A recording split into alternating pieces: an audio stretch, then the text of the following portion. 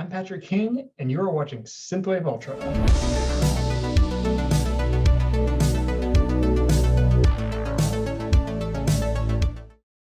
My guest this week is a man of many talents, and the synthwave scene is all the better for it. Between his photography, cosplay, synthwave and chill series, making his own synthwave, and being a hugely positive influence all around, he has become one of the standout folks in the retro music and art community. Please welcome my guest, Jonathan Belle. I am here with Jonathan Belle. So thank you, welcome. Thank you very much for joining me. Thank you for having me. Yeah. So how did you get into synthwave in the first place? I mean, like, because you've gotten pretty big within the whole community. So yeah. So how'd you get into it? Oh well, to answer that question, I got into it. I'd probably say the tail end of 2017-ish is when I started like kind of diving into it more. I heard "Waiting on the Summer" from VHS. Actually, this whole thing started when I got Spotify. You know how like when you really love an artist or songs, you listen to the same thing over and over and over again, and like you don't kind of expand out of it at all. Mm-hmm. I had finally gotten Spotify, and I was listening to an artist that I like. And then it just kind of, it kept playing all this other things. When one of them led to like a song by a VHS Collection, which then led to like a Gunship song, which then led to, the Midnight song. And then it just kind of all went, I was going to say downhill, but it went uphill from there. Nice. Yeah, that's it. It's interesting how that works out, because I know like that's kind of how it was for me. Where like, so I had a Pandora station where it was like, like Tears for Fears, Duran Duran, so like 80s pop stuff, and like more modern electronic pops like Churches, Naked and Famous, and you can see how that would kind of like filter in, kind of like that, how it just like inching closer and closer until you get into synthwave. Oh, you know what? Now that you mention that, I think it was the Naked and Famous that like started going in that direction, because I did really like their albums. I mean, I still do, but I think that's one of the artists that led me in that direction. Yeah, they're definitely that like modern electro pop, I guess. Yeah. Yeah, that's great. So you just dove in and just been neon ever since. That would be exactly right. Yeah. Very cool. Yeah, I mean, you've definitely made a name for yourself with your synthwave and chill series. So. So how about that? Like, where the idea for that come from?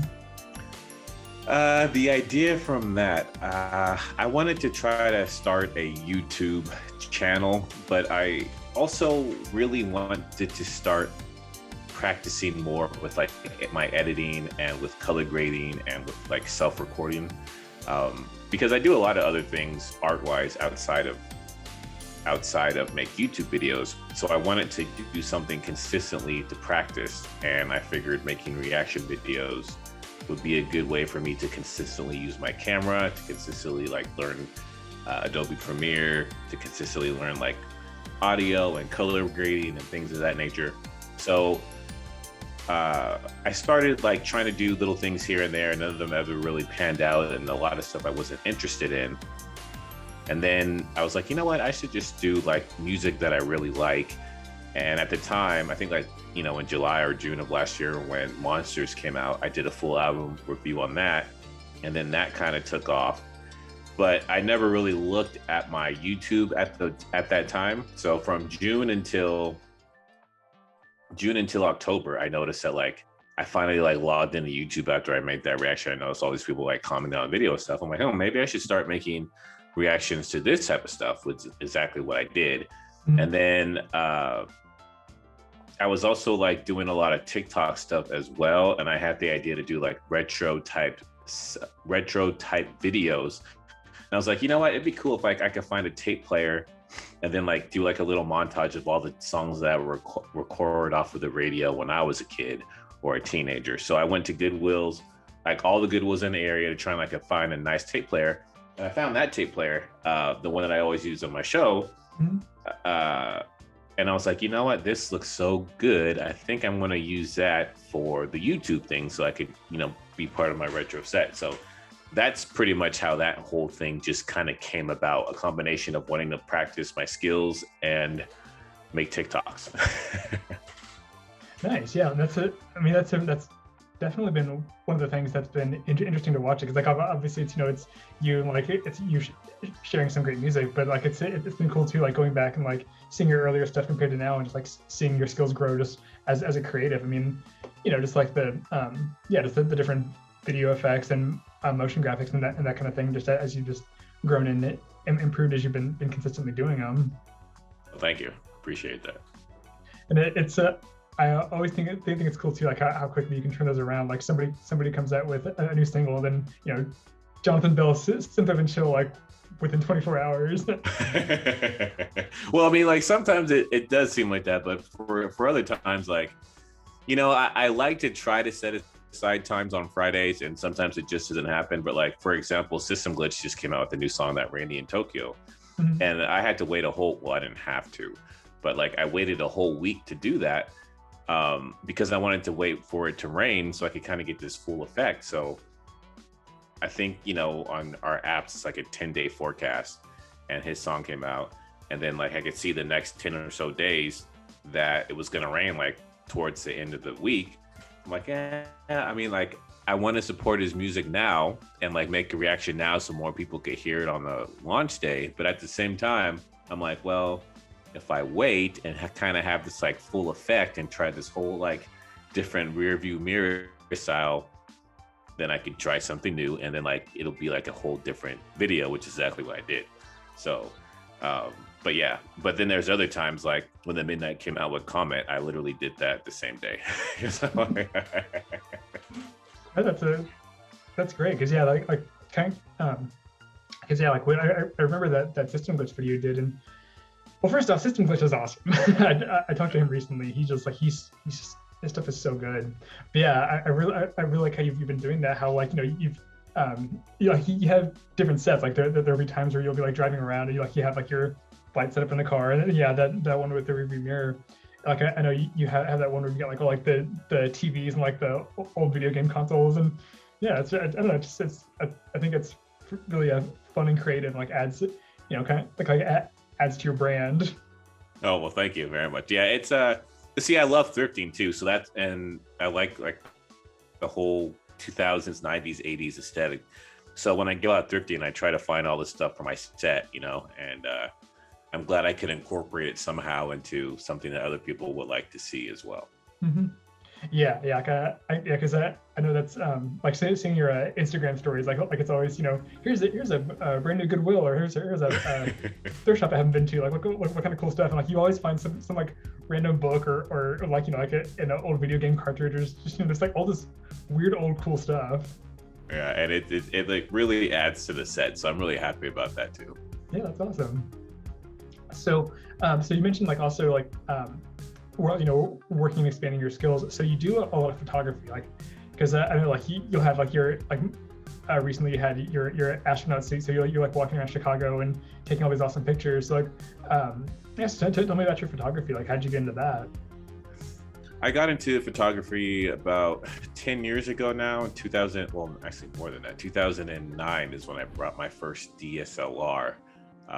But I've been into like Photoshop and computers since the 2000s, back when like, Photoshop 7, even earlier than that, and like CS1 or 2. But I started taking photos so I could like use my own pictures instead of finding them on the internet to use. And just over the past 10 years, I have been trying to practice telling my own stories or like do my own photos. It all kind of started like, I like to take photos of other people, but I don't have the patience to like wait for people like rescheduling things or dropping out and like, because everybody wants their picture taken until it's like the time to get their picture taken for the most part. Well, at least it's been my experience. So after getting frustrated with that, I just started doing self-portraits, and now that's pretty much how all my self-portraits came about, was just me wanting to try all the ideas that I would have done with other people, but just kind of doing them on myself. Yeah. Like I mean, I feel like I've been seeing that a lot, because like going back to the Chicago thing. I mean, like taking pictures of like your astronaut self-portraits in front of like the Chicago theater, or like out on Michigan, like those are really cool. I mean, there's a lot of creativity and like an obvious amount of skill involved. I mean, I remember I did some photography myself when I was in college. I'm not anything like with a DSLR or anything like that, but yeah, I mean, like, when you get into like color grading and stuff like that, like there's definitely like a very fine, nuanced touch you need for it. Yeah, totally. And it's something that, like, because how when you first start, you want your stuff to be amazing, but at the same time you have this level of understanding, like nothing's ever going to start off amazing, or rarely does. So it took me a while for, just like everything else, to kind of learn computers and photography. And then the same thing with my videos. It's every day, like whenever I like constantly am watching tutorials on how to do different things here and there on the computer. So, I eventually want to start getting into Adobe After Effects and incorporate some, cooler things into my synthwave and chill videos. I just don't have the patience for that at the moment. Yeah, definitely understand that. I mean, I've been trying to learn Blender to do 3D modeling and stuff, and it's just one of those things where you see some, like you said, like you see some really amazing things with it, but it's just a matter of actually like sitting down and like actually taking the time to learn how to do it. That is true. Yeah, the Blender was another one, because that one's a free one, right? And it has like, there's so many tutorials and stuff. I'm like, you know what? It'll be so cool if I can make my own synthwave stuff, and I don't have to buy it from websites, and I can make my own custom things with like my own openers and stuff. And then I like download it, and I'm looking at it, and this looks like, coded spaghetti. And I'm like, I don't have the time for this. I don't want it. And then you type in like how to learn Blender on YouTube, and there's like a billion different videos, and each one is like the best way to learn. And I just like, no, I don't have time for this right now. Yep. Totally understand that, man.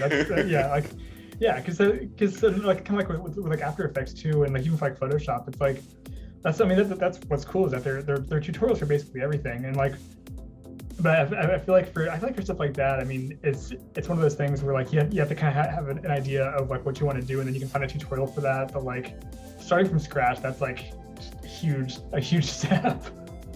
Yeah, it is. And it always surprised me too sometimes. I'm like, like when you just ask me about this photography stuff, to me, when I talk about it, I'm like, oh yeah, it's just easy. Or like when I used to say about Photoshop, oh yeah, it's easy.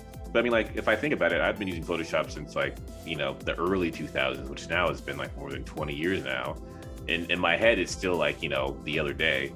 And the same thing goes with like my photography. I think that like I just pick it up, but in reality, like I literally bought my first DSLR in 2009, which is over 10 years ago now. And now I'm just like, oh yeah, you'll get the hang of it. Like I've been doing this consistently for 10 years. So I could understand like when people use Blender and After Effects, like, oh yeah, I'm like, you've been doing this for as long as I've been doing the things that I'm good at. Do I really want to put in the 10 years to do this stuff? Oh, I know exactly what you mean. Because yeah, like I'm kind of the same thing. Like by day I'm a web designer, and like, so you're just like code. Yeah, exactly. Amazing.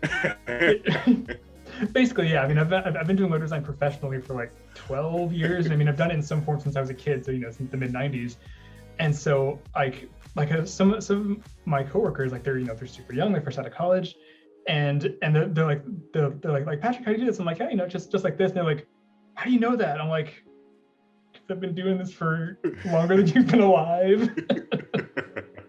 So yeah. But I mean, like you said, like you're saying that, like, just you gotta start somewhere. Yeah. Yeah. But like even then, like I took piano. I was taking piano lessons when I was like 13. I've always had an interest in music too. So like, but I traded in, like I used to play in our youth band back when I was a preteen. I took piano lessons. I traded in that piano for a keyboard, a computer keyboard, and started getting more into other things. But like music has always stayed with me as well also. So it's just like, but you think about it, and you don't realize that in our heads, it seems like the other day when it's really not. Mm-hmm. Yeah. Yeah, exactly. I mean, when you've been doing something for a while, it just, it becomes a part of you. So one of the many things you do is cosplay. I mean, I feel like you started off with your Superman costume, but then you also do like you've got that awesome Loki one. Like you've done it. You have your Hancock one. So yeah. So how'd you get into cosplay? Cosplay really came about because of Superman, and like he's my favorite superhero, and I've always like growing up, like I never really was a fan of the red shorts kind of suit, but I always wanted to have my own. Like I used to, for the most part, walk around with a Superman sweatshirt and then have like a really long cape on the end of it, just like because I liked how it looked, and I like especially on windy days, it'll just have this nice like flutter to it. So when Man of Steel came out, I'm like, wow, that Superman suit looks like it's pretty dang cool. I would love to wear that one. And then I found somebody that actually made them off of Etsy, and I ordered it, and then that's just kind of just took off from there. And then from there, it kind of went from that to Doctor Strange. So like you said, the Hancock one, and the Loki one after it. I mean, that series was just pretty dang awesome. Oh yeah. So, actually, like I haven't said this out loud to anybody, but I'm telling you this. I'm trying to figure out how to do like, how that group did the what were they called? YSSR or YSS? They did that remix to the Mandalorian theme, like the synthwave version of it. Yeah, so I'm trying to do like a remix to the Loki theme, like the ending. Yeah, did you see the TV series? Mm-hmm. Yeah, so like so at the very end, how like the whole like with the clock ticking, and it's like the whole thematic Loki's theme. I want to make a synthwave version of that. So that's one of the things I have in the works right now to go with my like the Loki stuff I want to do. It's just finding the time to do that. Yeah, that sounds cool, because yeah, I remember seeing that when the Mandalorian came out. There was that like really, because I feel like there were a handful of them that came out, but yeah, I do distinctly remember that one. That one was really good. So yeah, that's really cool. And that was one of the cool things about the Loki series, is that I feel like the score to it did kind of have that like almost kind of like synthwave element to it, because like they had that sort of like retro futuristic style. So I remember watching it. I was like, yeah, this has some like cool like synthy bits to it. Yeah, and like the way that they redid that whole like Rise of the Valkyries too, that would be pretty cool to do like a synthwave version of that. Yeah, so that's one. And then also the next cosplay I want to do is Miles Morales of Spider-Man cosplay. Since I'll be in New York for about 3 months, I want to get that and kind of go around Brooklyn and New York City and do stuff. But I also had the idea. Did you ever see Into the Spider-Verse? Oh yeah. So like another idea, which I have to find the time for this too, is I want to make like a synth version of that whole like "What Up Danger" sound. Not necessarily the song on the album, but the one where he like does his first web swing for the very first time, and it's like building up to that moment, So I want to like make a synthwave version of that, and then have that like as theme for like, I don't know, like, Reels or TikToks, or even if I wanted to do like a little short, or like do some reactions in the suit, that could be the opener for that. But that's like another thing I wanted to think about too, musically wise. I think it'd just be cool to make a synthwave version of those different types of songs to go with the cosplays. Oh yeah, for sure. Yeah, it's funny. I mean, I remember when Spider-Verse came out, like, cause I remember like when they first announced it, it's like yeah, so this is cool, but like I don't know if for like outside of like nerds like us who are familiar with the character, like people are gonna take to it, but like they did, and I mean, Spider-Verse is probably the best Spider-Man movie so far. It's so good. Yeah, it's pretty dang good. Dang good. Yeah. But like it's funny because like I'll go back and specifically rewatch the What's Up Danger clip, just because it's so like it's so like motivating and empowering, and just makes you feel like you want to conquer the world. Oh yeah. So like I'm trying to figure out how to do a synthwave version of just that whole like moment. Mm-hmm. That sounds awesome. Definitely looking forward to that, because I mean you've got some quality content. I mean, I follow you on a TikTok too, so like it's cool seeing what you get up to on there with like just like with your with your different costumes and stuff like that. Yeah, so kind of getting into the synthwave thing. So who are some of your favorites?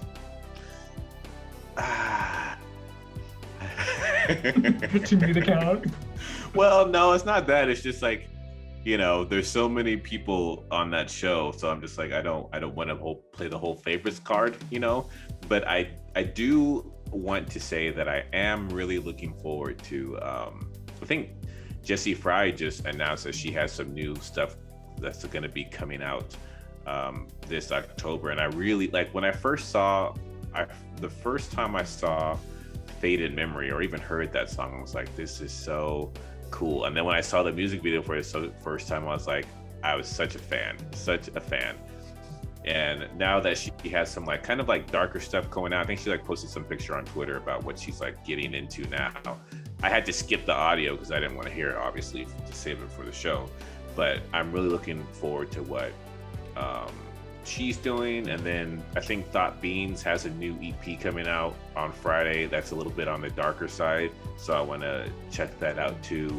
And Wave Shaper recently, I'm waiting to do a reaction to that whole album, his latest one, because I really like his work as well. And the one song that I did listen to that came out, that Cloud Lost in a Cloud song, I thought that was like really well done, so I can't wait to listen to the rest of the album too. Mm-hmm. Yeah, that's right. I remember when that came out. Yeah, like Wave Shaper is definitely one of those where like I know like a lot of his earlier stuff is more kind of spacey, but yeah, like that new one, it's just like it's very like kind of like dreamy. Like kind of reminds me of like Time Cop. Yeah, so I'm looking forward to that.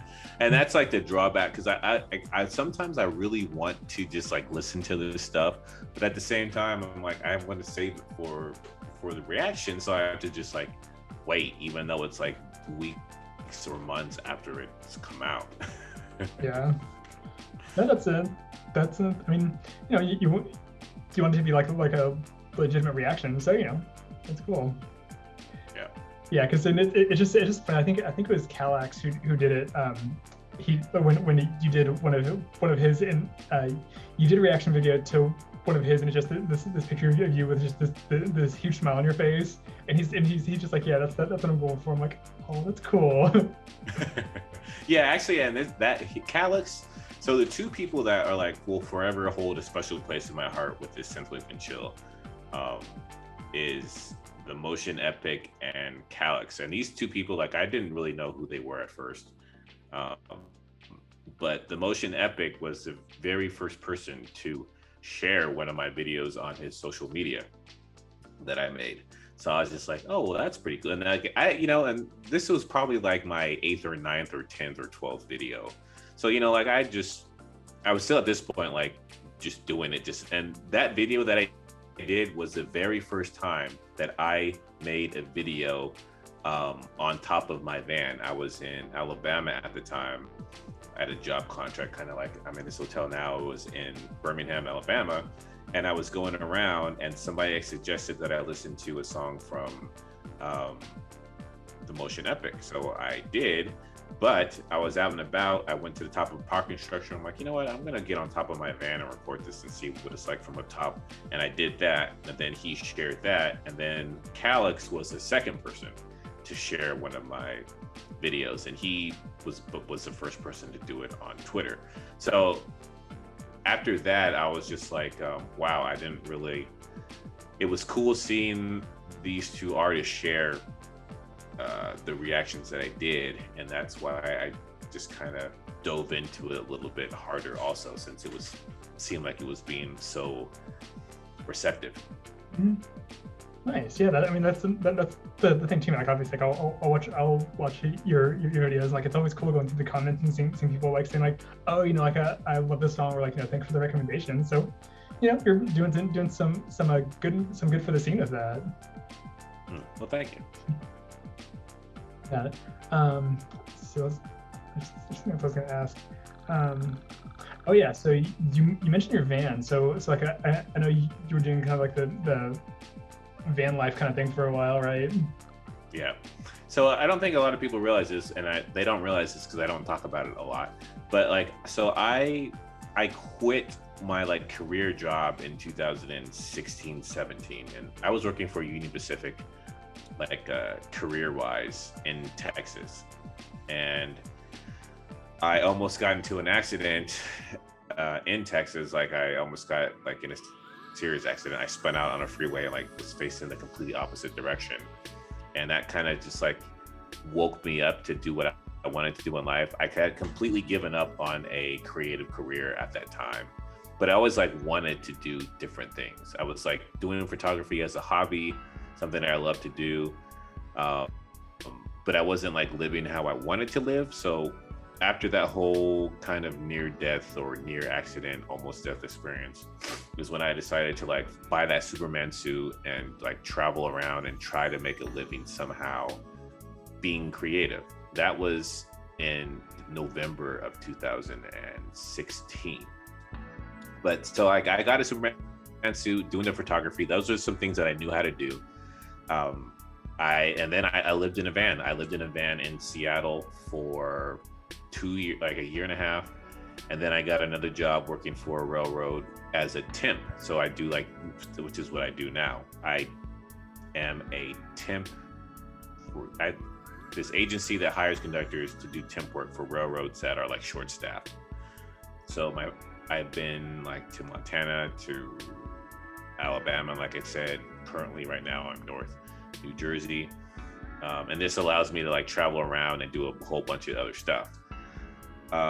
So another reason why I started the SYNTHWAVE and Chill thing is like, because last year would have been my third year into like trying to find a creative thing, and everybody was telling me like, you should like try to do YouTube, you should try to do YouTube, like, you know, like gain an audience. Or I'm just like, yeah, I don't want to do that. You know. But eventually, like, you know, it's like, you know, I should try to do that and stop like putting it out. And at the same time, like I told you earlier, the very least, or at the very most, honestly, it helps me practice all the other skills I want to do towards like all the other stuff that I want. So at the same time, it's like I'm building like a YouTube channel while I'm practicing also.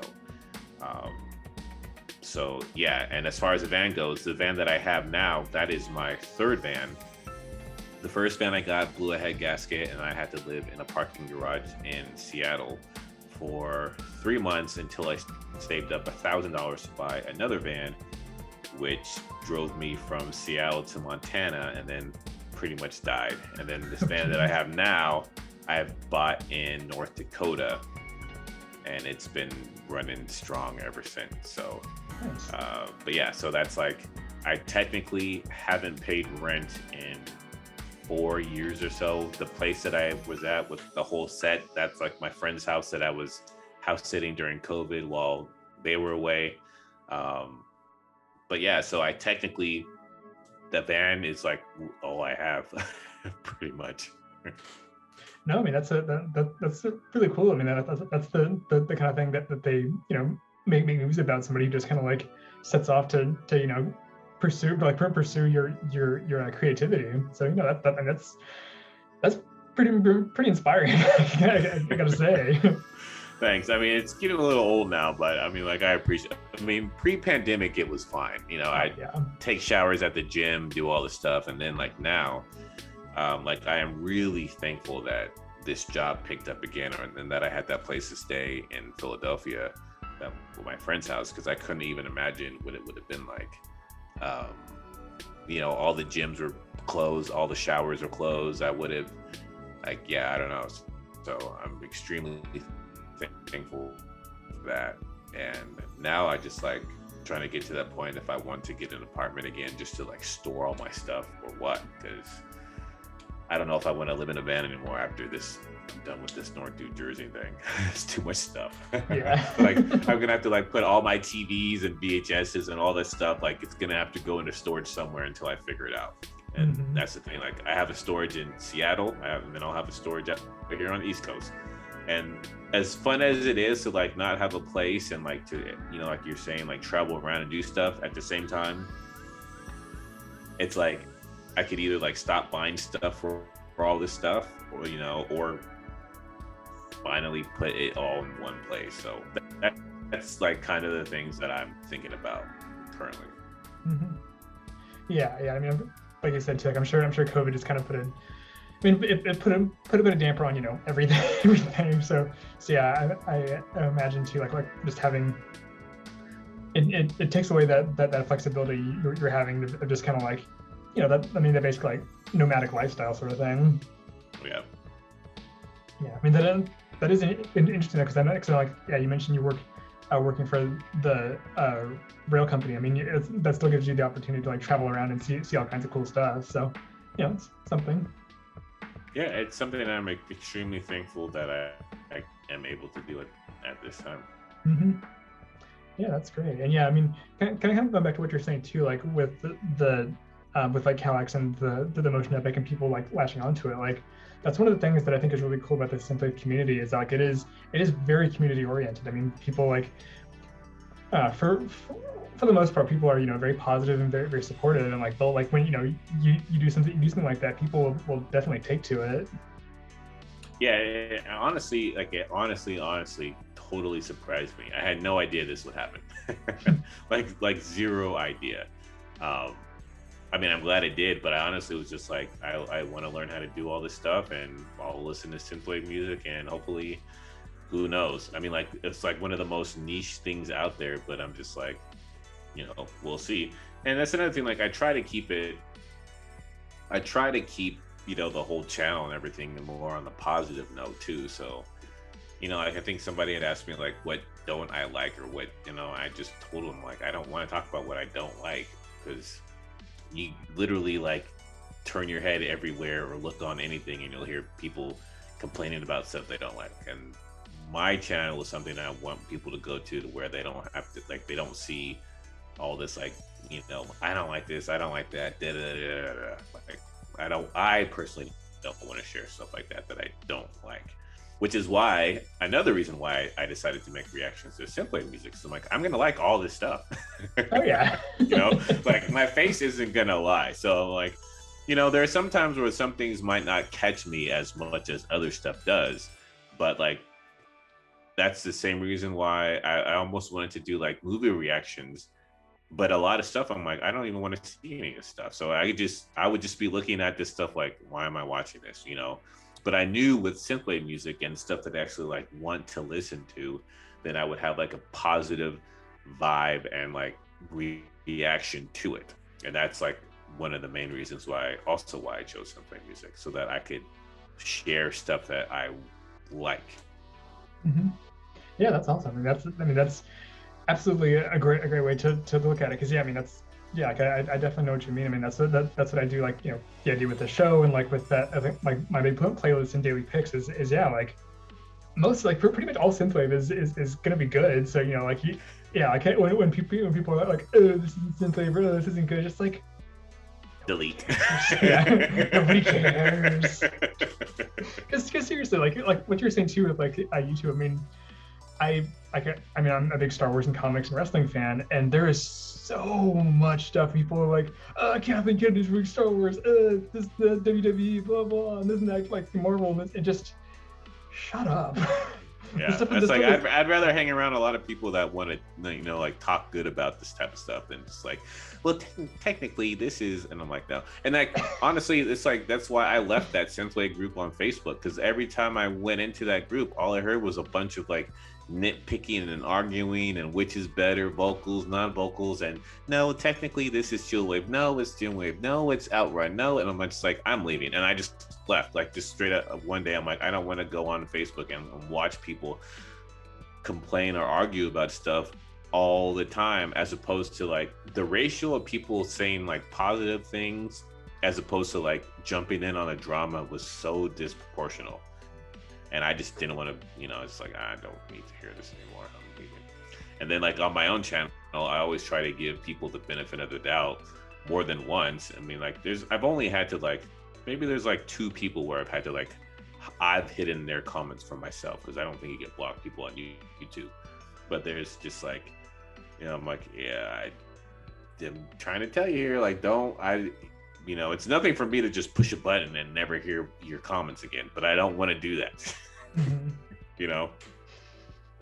Yeah, no, I absolutely know what you mean. It's so funny too, like, cause I've talked about this with other folks. Like, I mean, just on like Twitter and I guess I'm probably most active on like Twitter and Instagram, and yeah, like pretty much all of the synth folks on there like are they're really cool, really positive. And then you always like I've always hear about like the SYNTHWAVE Facebook groups, and literally the only thing I hear about those is just how much drama and negativity there is on there. It's like I'll see them pop up periodically. It's like, oh, you know, SYNTHWAVE, whatever. I'm just like, I'll just stick to Twitter, thanks. Yeah, definitely the community on the SYNTHWAVE community in Twitter is really positive. Mm-hmm. For sure. All right, cool. Well, we've just got a few more minutes. So was there anything else you want to add or promote or anything like that? Yeah, actually, like I made this t-shirt, so if you want to put the link to my store, I'll send you the link to my store. And yeah, for sure. Just started working on, because I did go to school for graphic design. I mean, this is graphic design, but like there's a lot of other ideas that I want to start getting out in the future. So I was like, you know what, I should just start making this stuff. So I made this shirt, ordered a sample one, and you were the first person I haven't even worn this on SYNTHWAVE and Chill yet. I'm like, I'm gonna wear it on your show first. So this is like the debut of this SYNTHWAVE shirt, and I guess the link will be in this video here. Mm-hmm.